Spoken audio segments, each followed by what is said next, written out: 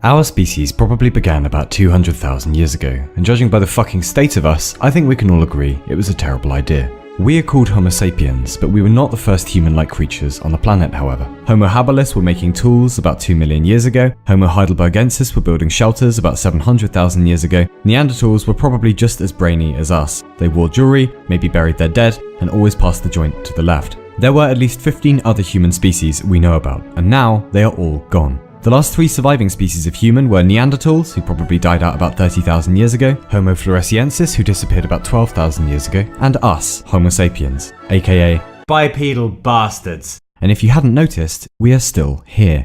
So where be dem other hominids, yo? Neanderthals, for example. Neanderthals were probably stronger than us, a bit taller, with a rather different skull, and a bigger brain. Then why are they gone? You see, old Gary Neanderthal might have been a smarty pants, but we had a secret weapon, which is mouthy word noises. Speech is fine for dissing and cussing, but it lets you do other stuff, like organize. This allows you to, as the evolutionary biologists put it, fuck shit up!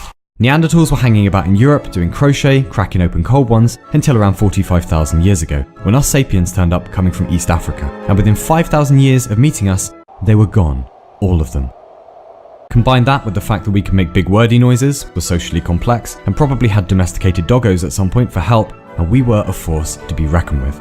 So that was that. We were bumming around for a while as hunter-gatherers, the land was often barren, the climate was often hostile, death lurked everywhere, so Portsmouth, basically. But it really wasn't all bad. We think the average work week might have been around 20 to 40 hours. Their diet was probably quite varied. Vegetables, fruit, nuts, insects, borzoi, whatever they could find. And they weren't idiots. Most members of the tribe had to know the core skills of survival. Which berries will make you dead immediately, how to remember the terrain, how to build tools, how to stay alive. They were generalists. They had to be. Anyway, that went on for a few 100,000 years until we got around to developing agriculture, probably about 12,000 years ago. And suddenly, if we don't find food, we'll all die, turned into, if you eat my food, you'll die, then into, I'm full, but I'll eat some more. And then into, yeah, I'll have the gluten-free macaroon and the lactose-free avocado shake. Merci beaucoup. And then we went off to build society. How? Scrawny, breakable, generally pathetic, but enough about myself. We are not a formidable species physically,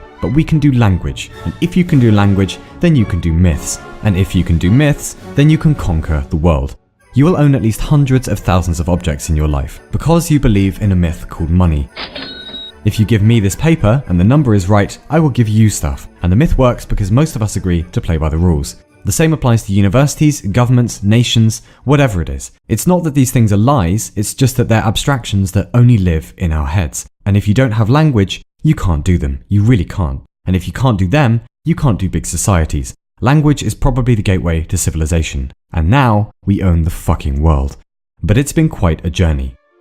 There is some evidence that around 100,000 years ago, the human species bottlenecked to somewhere between 3,000 and 10,000 humans in the entire world. By definition, that made us an endangered species, teetering on the edge of extinction. One theory holds that this was thanks to a supervolcano in Lake Toba, Indonesia, possibly bringing in a volcanic winter. And even if that wasn't the cause, disease, strife, famine, ignorance, and hardship weren't occasional visitors to the human condition, they were the human condition for most of our history. But here we are now, a most populated planet. For better or worse, we have arrived. It took 200,000 years to get to our first billion humans, that was in 1804, but then we jumped to 2 billion in 1927, and then 3 billion in 1959, 4 billion in 1974, and finally 7 billion in 2007. And now, we are invincible.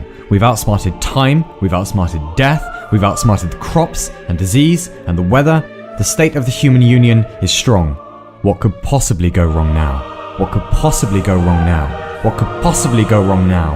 What could possibly go wrong now? What could possibly go wrong now? What could possibly go wrong now? What could possibly go wrong now?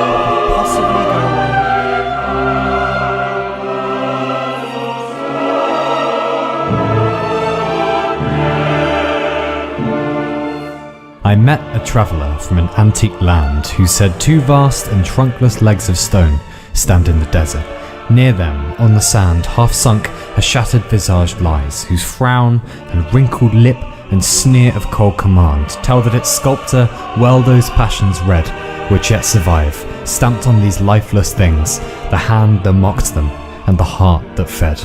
And on the pedestal these words appear. My name is Homo sapiens, hominid of hominids.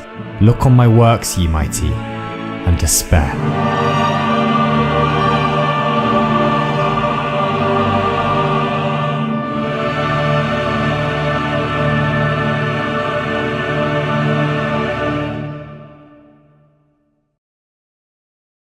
Well, then again. In 1977, a probe was launched into space called Voyager 1. 41 years later, Voyager 1 is travelling away from us at about 38,000 miles an hour and is now 13 billion miles distant. And aboard Voyager is a message from Jimmy Carter, the 39th President of the United States. And the message reads, "This is a present from a small, distant world. A token of our sounds, our science, our images, our music, our thoughts, and our feelings. We are attempting to survive our time so we may live into yours. We hope someday, having solved the problems we face, to join a community of galactic civilizations. This record represents our hope and our determination and our goodwill in a vast and awesome universe." And were we able to include just a few more lines in that message to tell our spacey friends a little more about ourselves and our deep history and our ambitions and our ancestors, just maybe we'd say that, wow, P.S. we think shit went down like this. Life probably began on our planet about 4 billion years ago as simple organic machines. We don't know how yet. Then a sudden explosion of diversity 500 million years ago. 50 million more years and plants are taking the land over. 50 million more and insects have arrived. Next, the dinosaurs are taking the stage, 700 species at least, ruling the planet for around 145 million years before something, possibly asteroid-shaped, wipes them out. But it's okay because here come bats and butterflies, giraffes, bears, hyenas, sloths, vultures, mammoths, turtles! You fucking name it. And then the rise of the primates, and 2 million years ago appear our first true ancestor, Homo habilis, and at least 15 other species of the Homo genus spreading out across the world, until about 200,000 years ago when a new genus, our genus, emerges. Homo sapiens, large-brained organizers, talkers, thinkers, capable of high abstraction, of building tribes and cities and nation-states, capable of ending the world in a day. We have stepped into an age of great technological potency, though there are gaping holes in our wisdom. We've become a global superorganism, though we still harbour our tribal inclinations. We've pulled a bunch of fuck-ups, and we're really quite confused and alone, and frankly scared. But we hope to enjoy the privilege of being a semicolon in history, rather than a full stop. So on behalf of the 150 billion who came before us, and our human cousins who didn't make it, we just hope this message finds you well.